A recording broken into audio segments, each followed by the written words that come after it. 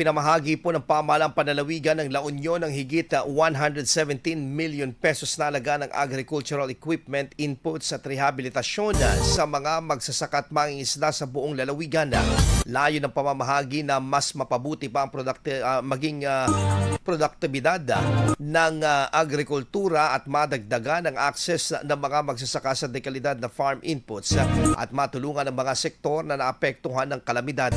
Sa pamamagitan ng Office of the Provincial Agriculturist, ipinatupad ng pamahalaan ang iba't ibang programa at proyekto alinsunod sa Republic Act No. 7171, kabilang ang Hybrid and Certified Seed Assistance Program, Mechanization Support for Rice Development, at pagbibigay ng mga inorganic at organic at foliar fertilizers upang mapataas pa at ang kahusayan ng ani ng mga lokal na magsasaka.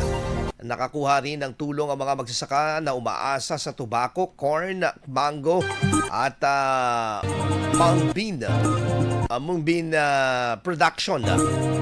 Bukod dito, nakatanggap din ng rehabilitasyon ng mga mangingisdang naapektuhan ng nagdaang bagyo na tumulong sa pagpapanumbalik ng kabuhayan sa mga coastal communities. Ayon sa gobernador, layo ng mga programang agrikultural na ito na mas mapataas pa ang produktibidad at mapabuti ang buhay ng mga komunidad sa agrikultura sa buong lalawigan. IFM News. IFM News. IFM News.